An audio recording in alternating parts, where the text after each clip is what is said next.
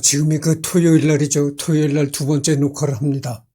지금이 2025년 12월 27일 오후 4시 56분을 지나가고 있습니다.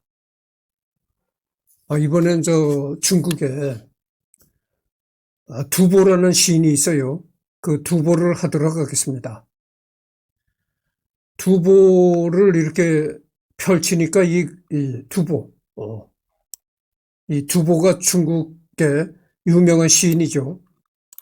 그래서 두보를 이제 구당서라는 게 나와요. 구당서가 뭔가 한번 봅시다.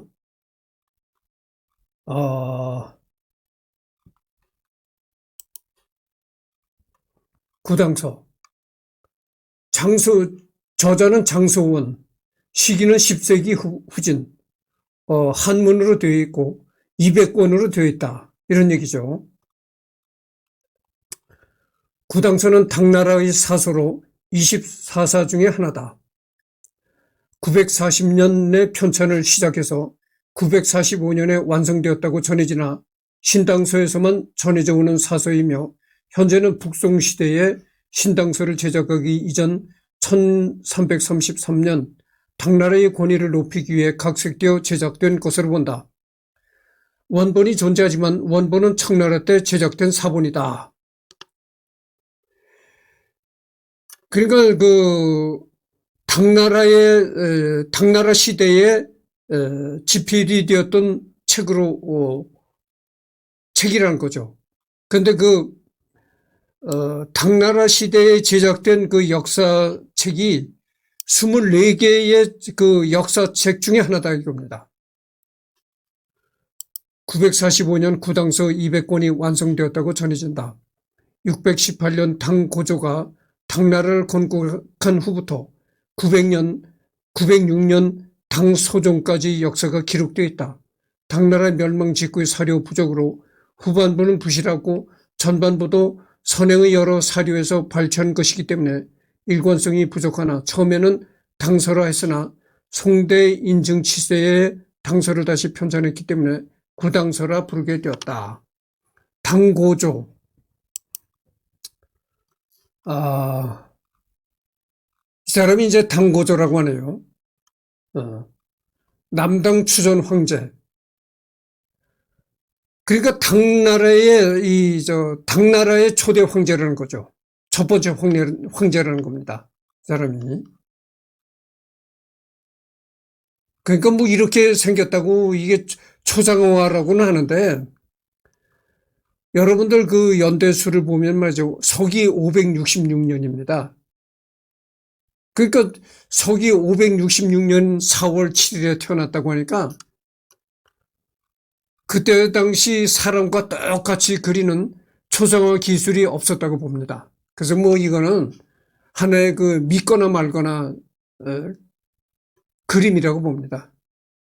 뭐 반드시 이렇게 생겼다고 믿지 마시기 바랍니다. 하여튼 보면은 그래요. 그래서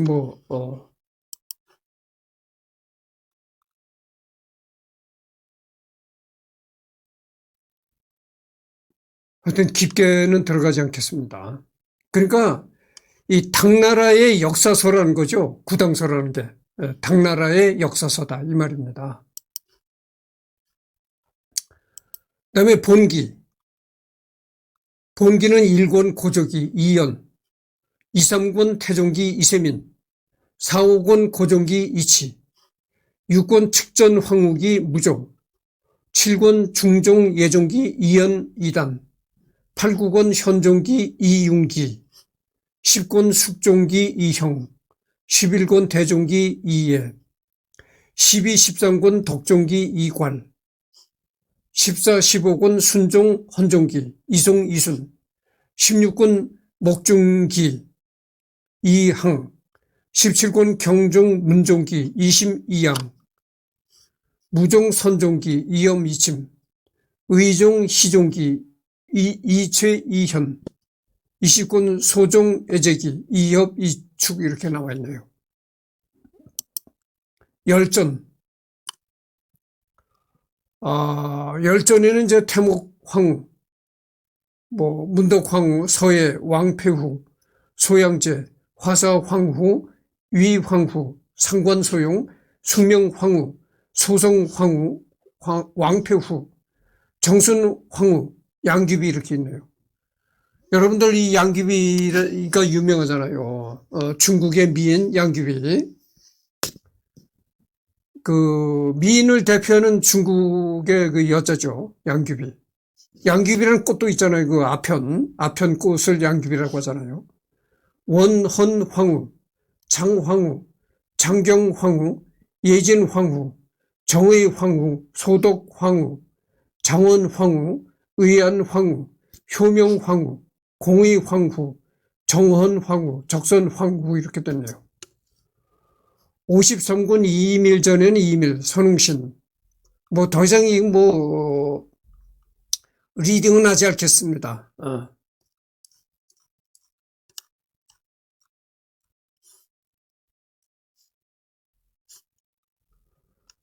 그래서 구당서는 아까 했죠. 구당서가 무슨 책이라고 했습니까? 당나라 시대의 그 역사서 중에 하나다 이런 얘기를 했잖아요. 그다음에 열전이 있습니다. 열전. 본기가 있고 열전이 있다. 그러니까 구당서라는 역사서에는 본기가 있고 열전이 있다 이런 얘기죠. 중문학사.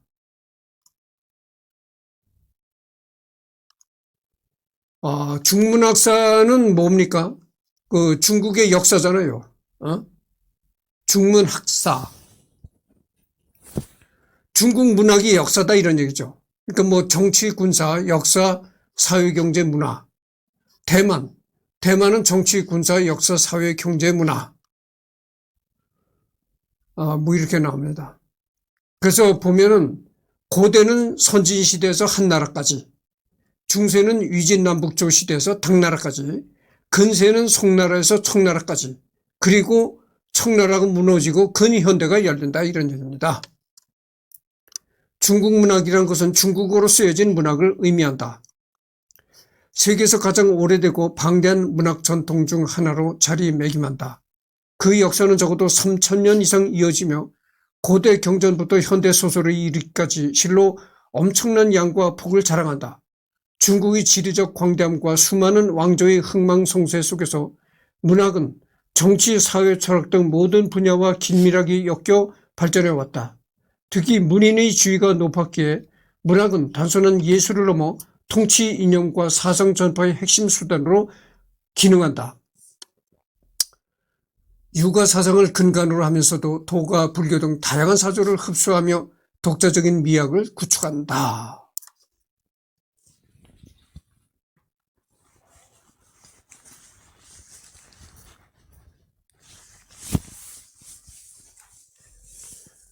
그래서 여러분들 그 중문학이라고 하면은 중국 문학을 얘기하는 거잖아요. 한문으로 쓰여진 중국 문학을 이제 중문학이라고 한다고죠.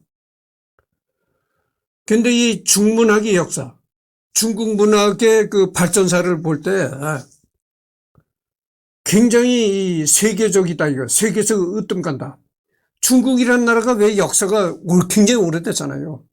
그렇게 장구한 역사 동안 이 중국에서 발전되어 온 문학이라는 건 이거는 정말 엄청나다 이거죠.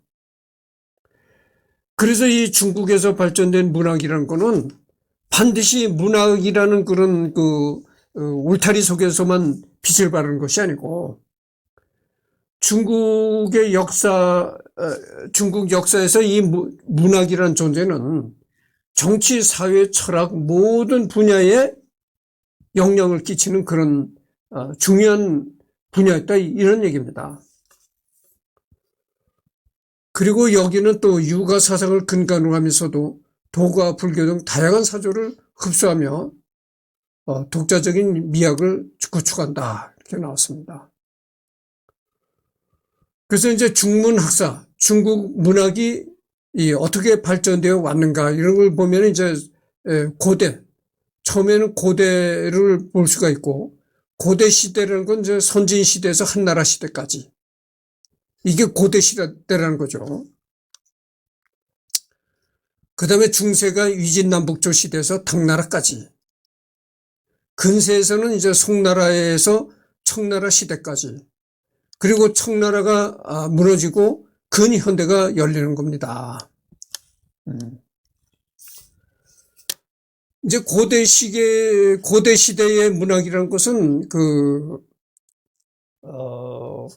여기 보면 이렇게 나옵니다. 고대 시대의 문학은 주로 경전 형태를 띠었다. 이런 겁니다. 그러니까 중국 고대 시대의 문학이라는 것은 문학이라는 그런 독자적인 성격보다는 주로 이제 종교의 경전 형식으로 발전했다 이런 얘기죠. 그래서 여기 나오는 게 있는데 문학 자체의 미학보다는 교훈과 기록의 성격이 강했다. 그래서 문학이라는 그 성격보다는 경전이라는 성격으로 문학이 발전했기 때문에 이 고대 시대의 문학이라는 것은 교훈 이런 거를 담은 기록이다. 그런 성격이 강했다 이런 얘기죠. 그래서 시경은 중국 최고의 시가지보로 주나라 초기부터 춘추시대 중기까지 민요, 궁정, 연애 노래 등을 모았다. 사실적인 풍자와 서정적인 노래가 조화를 이루며 후대 시가 문학의 모범이 된다. 조선은 남방 초나라 지역에서 발달한 문학 형식이다. 특히 구론의 작품이 대표적이며 환상적이고 신비로우며 낭만적인 특징을 지녀 시경의 사실주의와 대비를 이룬다. 제자백가는 공자, 맹자, 노자, 장자 등 수많은 사상가의 저작들이 이 시기에 쏟아져 나오며 철학과 논설이 문학적 가치를 기진한다. 유리한 문장과 논리적인 구성은 후대 산문문학의 기준이 된다. 구론. 이 사람이 구론이라는 사람이죠.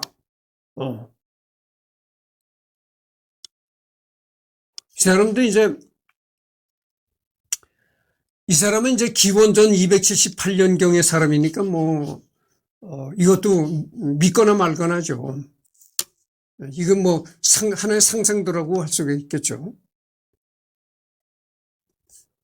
전국시대 초나라의 정치가이자 시인이다. 성은 미, 시는 굴, 이름은 평, 자인원을 부져 굴원이라 부른다. 드라마 등에서 미원이라고 호칭된 경우도 있지만 선진시대는 남자는 시 플러스 이름이므로 굴원이라고 부르는 것이 옳다.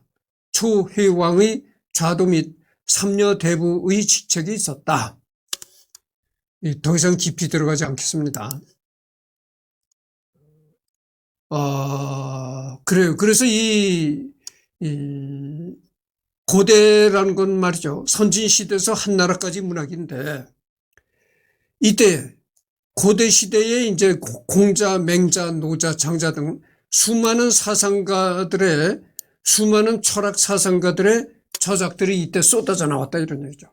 그러니까 방금 전에도 내가 얘기를 했잖아요. 이 고대 시대의 중국 문학이라는 것은 어떤 순수한 문학적인 그런 그것보다는 이렇게 교훈, 이런 종교적인 성격이 가능한 그런 기록들이었다 이런 얘기죠.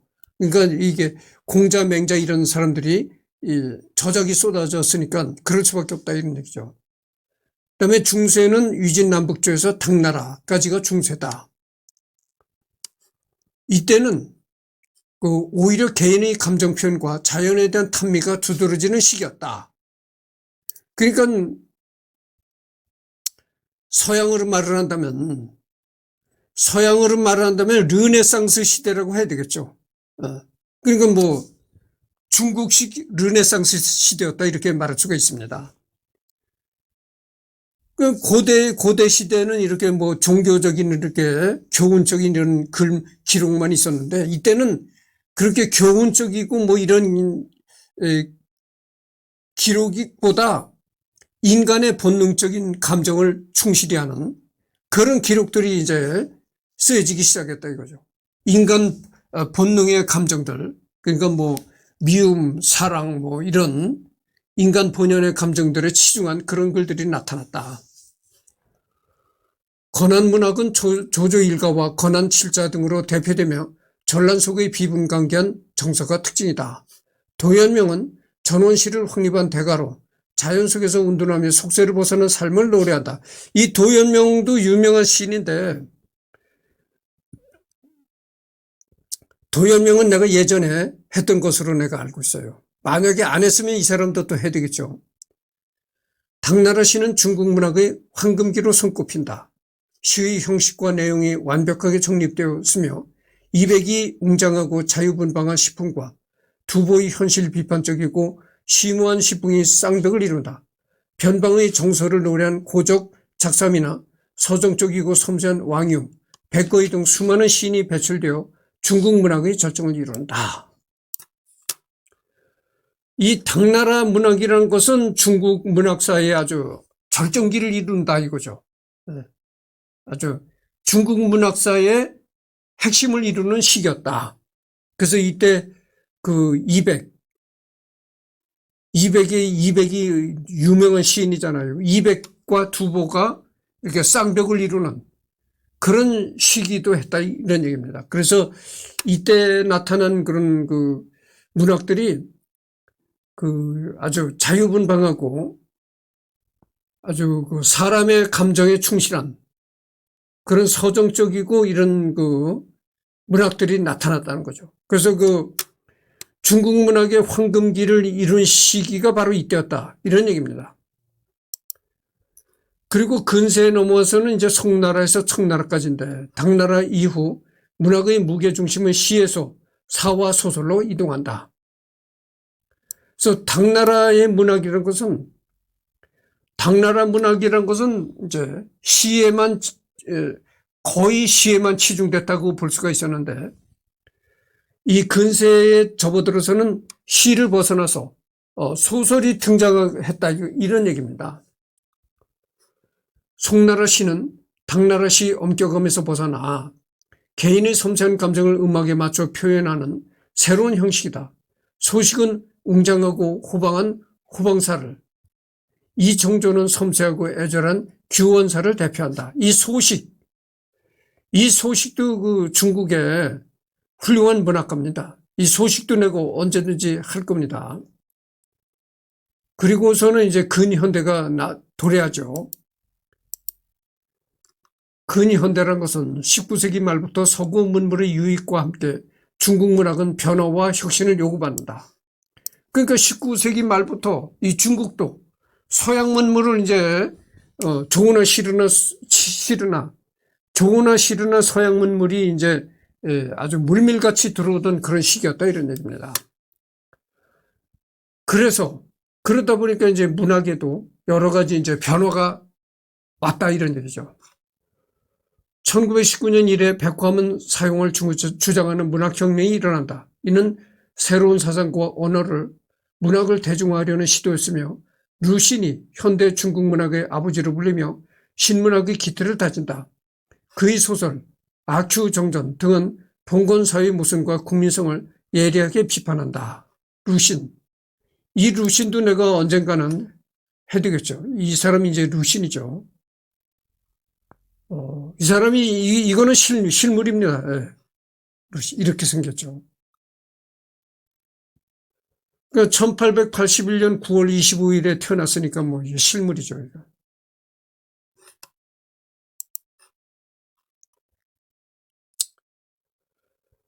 공산당 집권 후 문학은 사회주의 리얼리즘을 바탕으로 정치적 선전의 도구로 활용되기도 했다.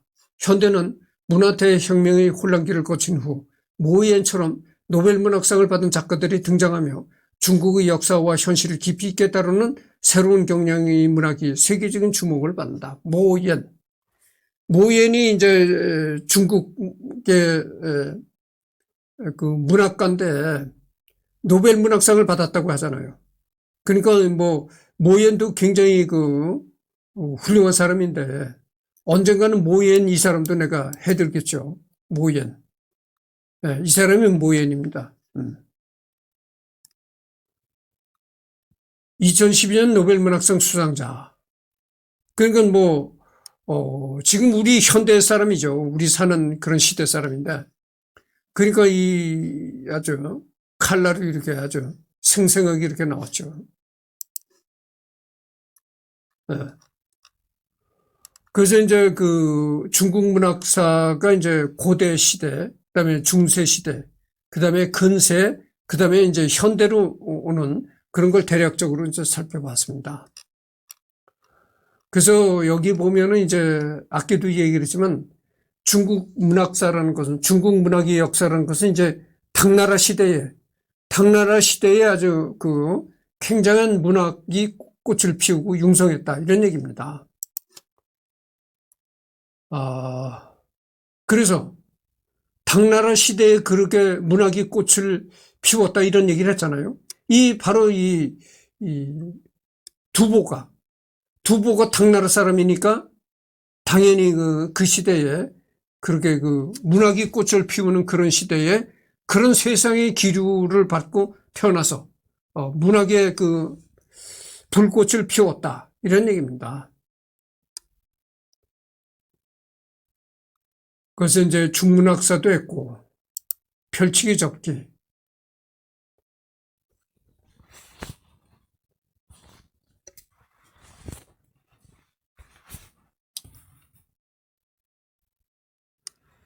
여기 보면은 중문학사의 대표적인 이제 그 작품들을 나와 있네요. 고대 시대는, 중국의 고대 시대는 시서사시, 이 구론, 그다음에 뭐 공작동 남비라는 그 저자가 확실하지 않은 그런 저자 미상의 작품이 있고, 조조단가임, 조비 이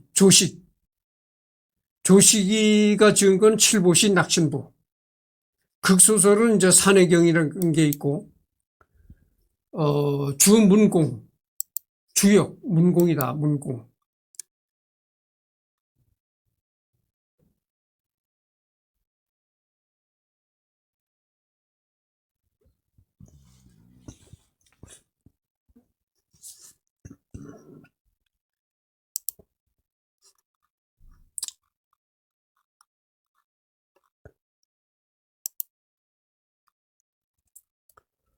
그 다음에 노자, 도덕경.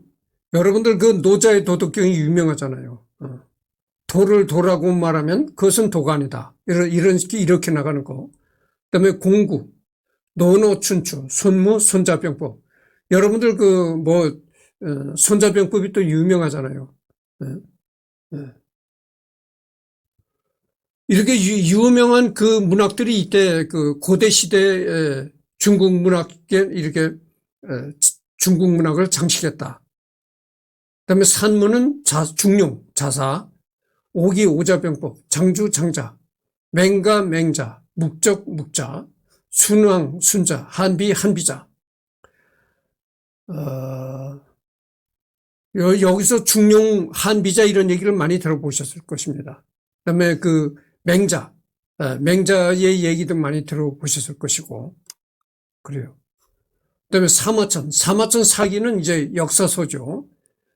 얘기는 저자미상, 상서 저자미상, 유향 전국책, 허신 설문해자가 또 그렇죠. 이 설문해자를 지은 허신이라는 사람도 언젠가는 내가 해드리라고 봅니다. 반고, 한서, 유비. 여러분들 그 삼국지에 유비 제갈량 나오잖아요. 그 유비 제갈량을 그걸 말하는 겁니다. 이 삼국지의 유비 제갈량을 말하는 거예요. 그래서 도연명, 귀거래사 이런 게 있다, 이거죠. 참 중국의 참 유명한 사람들이 여기 거의 다 이제 나오는 겁니다. 그 다음에 중세로 오면은 이제 도연명, 그 다음에 왕발, 두보, 맹교, 이백. 그렇단 얘기죠. 유명한 사람들이 많이 나옵니다. 극소설, 유이경.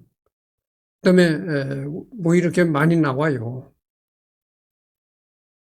산문은 이제 현장, 오궁, 유종원, 한유, 두목 이런 게 있고. 그 다음에 근세로 넘어옵니다. 근세로 넘어와서는 구양수, 소식, 이청조, 유규, 원호문, 왕실보, 기군상, 나관중, 삼국지연의 평요전, 신ям 나관중, 소소생, 오승은, 탕현조, 견이, 통몽룡 뭐 이런 게 나옵니다.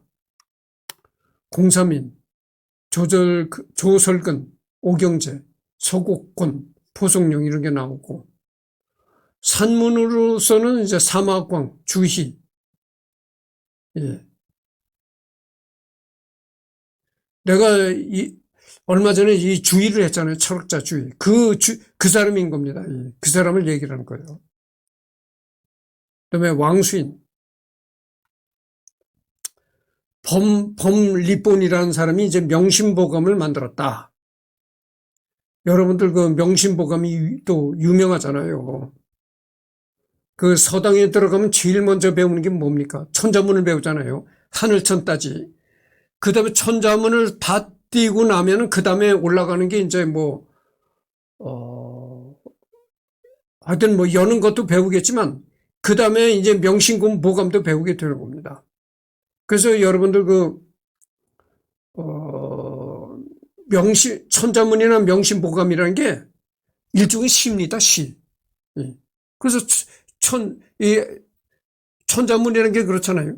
천지현황이라고 됐잖아요. 천지현황.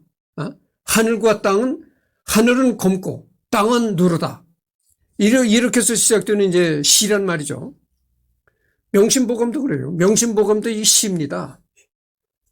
근데 이제 현대 교육으로 빗대서 얘기를 하자면 천자문은 초등 과정이고 그 다음에 이제 명심보감 정도 올라가면 중등 과정이라고 할 수가 있어요. 중고등 과정이라고 할 수가 있습니다.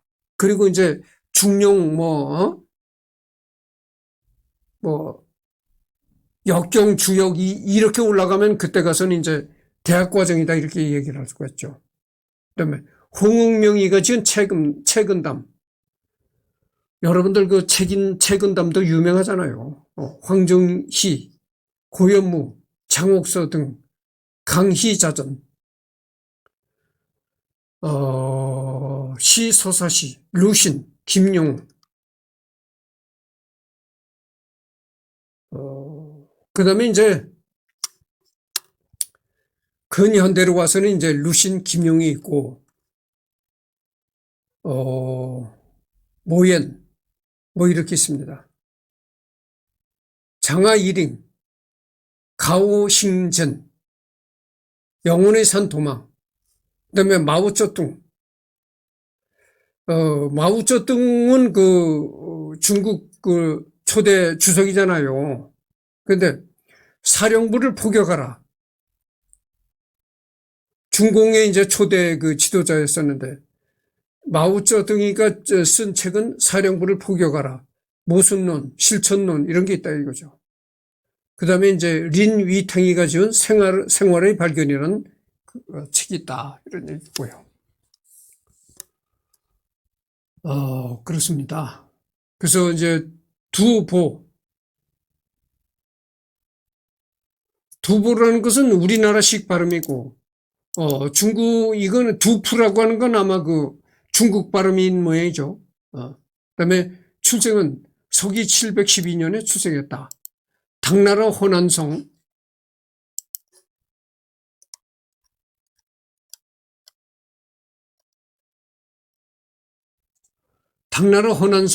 정저우부 궁이현에서 태어났다. 여기가 지금 호난성 정저우시 궁이시라는 겁니다. 사망은 서기 770년에 사망했다. 악양과 담주를 전전하다가 백길에서 생을 마감하였다. 향년 58에 사망했다. 그러니까 여기 나온 거 보니까 백길에서 생을 마감했다. 배를 타고 가다가 이제 사망했다는 거죠. 그러니까 요즘 말로 하면은 객사를 했다. 이제 이런 얘기가 되는 겁니다. 자, 자미, 호는 소릉야로.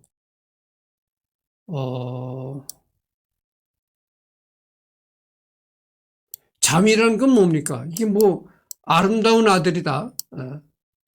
이런 얘기인데, 아들 자에다가 아름다울 미자를 쓰니까 아름다운 아들이다 이런 얘기고, 소릉야로라는 건 뭡니까?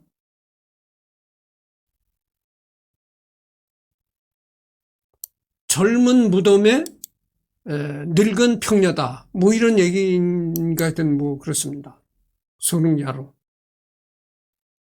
시성, 두소릉, 두공부 이렇게 나오네요. 두공부. 과거 급제 직후 공부원 외랑이 되었기 때문에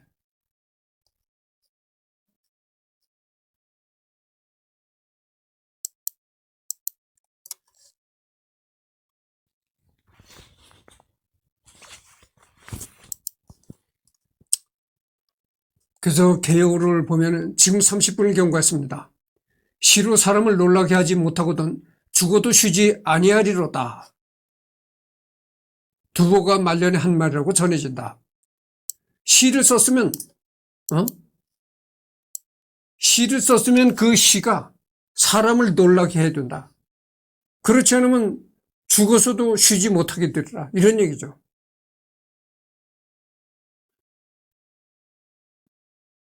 그 시를 쓰려면 정말 세상 사람들이 놀라도록 써라. 깜짝 놀랄 만한 그런 아주 작품성이 뛰어난 그런 시를 써라 이런 얘기죠. 그렇지 않으면 뭐 밥도 먹지 마라 이런 식의 얘기가 되는 거예요. 이제 속된 말로 얘기를 하면 뭐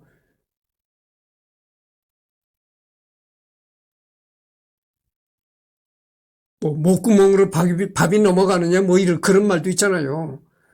시를 써가지고 그걸 다른 사람이 놀래지 못하면은 놀래지 못하게끔 그렇게 평범한 시를 쓸 바에는 밥도 먹지 말아라 이런 식의 얘기가 되는 거예요.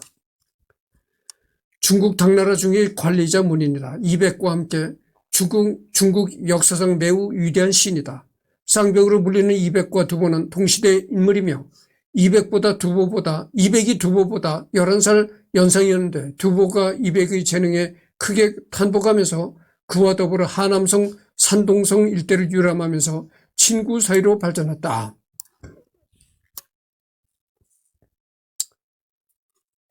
중국 역사상 이백과 두보는 진짜 쌍벽을 이루는 그런 천재적인 시인이었다. 이 두 사람이 천재적인 시인이었다 그죠. 그렇게 천재적인 시인이었었는데 이백이 두보보다 11살이 위였다 그죠. 그런데 이 이백과 두보는 그렇게 쌍벽을 이루는 그런 사이였지만 둘이 그렇게 인간적으로 또 친했다는 거죠. 그래서 하남성, 산동성 일대를 유람하면서 아주 참 너무나 가까운 그런 사이로 발전했다. 우연히 일치였는지 몰라도 이백과 두보 둘 다 상당히 유력한 가문의 후예였다. 이백은 전국 시대부터 나름 중견 가문인 농서 이씨 후예였고 당나라 성씨이기도 하다. 여러분들 이백이라고 하니까 지가 이씨니까 또 이백 어쩌고 한다고 분명히 이럴 사람들이 내가 있으라고 봐요. 웃기지 마시오. 이백은 농서이씨라는 겁니다. 농서이씨. 지금 한국 땅에는 농서이씨라는 이씨가 없어요. 없습니다. 농서이씨라는 게 없습니다. 내가 어디 이씨죠? 내가 경상남도 진주이씨잖아요. 농서이씨라는 게 없습니다. 한국에는 농서이씨라는 게 없어요. 그러니까 한국에는 이백과 같은 성씨가 없다 이런 얘기가 되는 거예요. 두보 역시 역사에 이름을 남긴 인물 몇몇을 배출한 가문이었다. 내가 또 한번 얘기합니다. 나는 절대 한국 사람을 앞으로 취급하지 않습니다.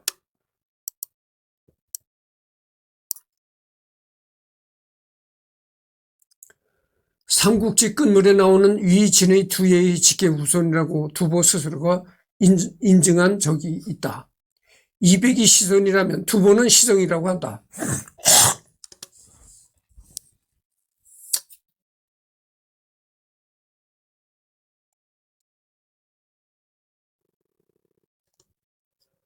이것은 누가 또 우월한가에 따라 붙인 명칭이 아니고 각자의 스타일이 그러하였기 때문이다. 강산과 함께 풍류를 즐기는 이백의 시에서는 도교적인 정취가 짙게 묻어나고 사회 풍자와 교훈적인 주제를 담아낸 두보이 시에서는 유교적인 색깔이 강하게 나타난다. 따라서 이백에게는 도교 신선의 이미지를, 두보에게는 유교 성인의 이미지를 빗댄 것이다. 이 이백과 두보는 중국 역사에 굉장히 유명한 시인이었지만 이 두 사람의 스타일이 다르다 이런 얘기죠. 그러니까 이백은 이제 어떤 스타일이냐면은 순수하게 뭐 풍류적인 시를 읊었다 이런 얘기가 되는 거죠.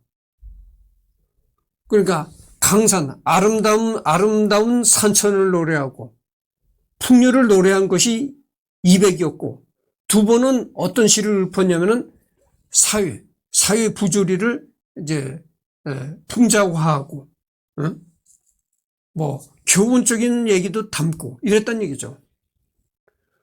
그러니까 사회의 풍자적인 그런 거라니까 어떻게 되겠어요? 사회를, 그 당시 당나라 사회를 비난하면서도 분노에 차서 비난한다기보다는 하나의 어떤 풍자, 해악적인 그런 걸로 이제 사회를 비판하는 그런 시를 썼다 이런 얘기죠. 역대 중국 왕조에서는 정치 사상적으로 유교에 기반하고 있기 때문에 대대로 두보를 더 높이 평가했다. 반면 대중들에게는 역시 술 마시며 놀다가 멋들어진 풍류를 읊는 이백이 더 인기 있었다. 이런 엇갈리는 인기는 조선 왕조에서도 마찬가지였다. 조선 왕조에서는 대대적으로 두보의 시를 장려하며 교과서로 삼았는데 선비들 사이에서 술 좀 마시고 시 좀 쓴다는 인물들은 흔히 자신을 이태백에 견적을 했다. 그래서 이제 3번에 걸쳐 훈민정음으로 번역본을 편찬한 두시 언해가 그 증거이다. 두보이 시의 유교적 사상이 잘 드러났기 때문이라고 볼 수 있다. 참고로 3번이나 훈민정음으로 번역되었기 때문에 한글의 변천사를 연구할 때에도 좋은 자료다. 두시 언해.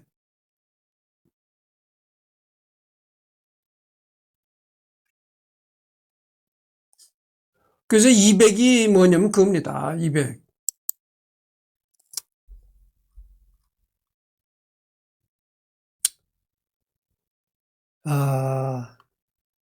200이 바로 그 이태백입니다.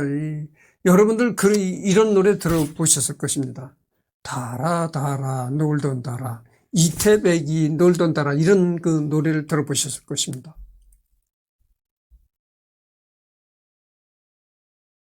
지금 38분을 지금 지나가고 있거든. 조금 더 해야 되겠습니다. 이런 얘기도 언젠가 내가 했었었는데, 내가 이 클래식 음악을 좋아하잖아요.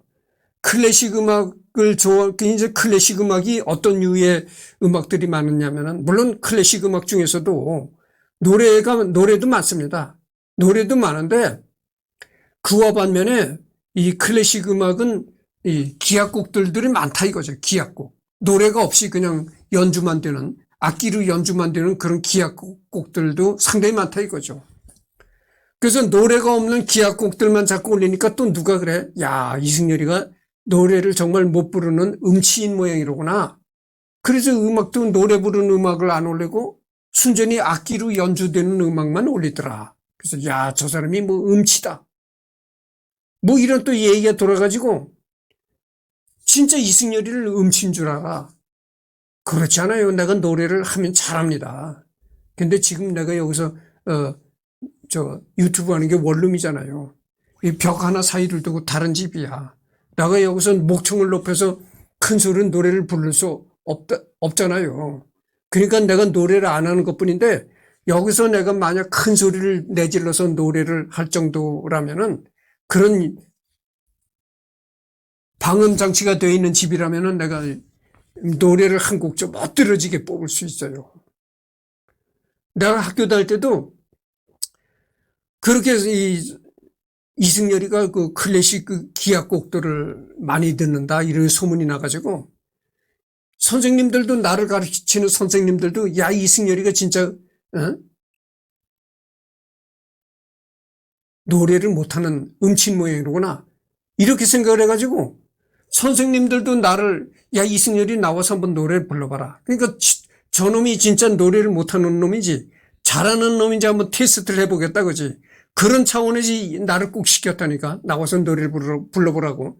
그러니까 나가서 노래를 부르니까 뭐, 다 여러, 그부들이 있는데 앞에 가서 노래를 부르니까 목청껏 노래를 뽑을 수가 있잖아요. 그러니까 뭐 여러분들 학교 다니는 학생 신분에 뭐 유행가를 부르겠어요? 가요를 부를 수가 있겠어요? 그러니까 학교에서 배우는, 학교 음악 시간에서 배우는 가곡. 그게 바로 클래식 가곡들이죠. 그런 걸 불렀단 말이죠. 노래를 잘하더라 이거야. 그래서 내가 여기서 노래를 한 곡 쭉 뽑고 싶은데, 그래서 내가 지금 노래를 안 하는 겁니다. 근데 그런 노래가 있잖아요. 달아 놀던 달아. 이태백이 놀던 달아, 이런 얘기가 있잖아요. 그래서 여러분들 그 이태백이라는 얘기를 많이 들어봤을 것입니다. 그래서 이태백과 이 두보가 서로 쌍벽을 이루는 중국의 참 거대한 시인이었다, 이런 말을 드립니다. 그래서 지금 41분을 경고했거든요. 오늘은 더 이상 놓고 없고 내일 또 이제 두보를 계속하도록 하겠습니다. 내일은 여기서부터 생애를 하도록 하겠습니다.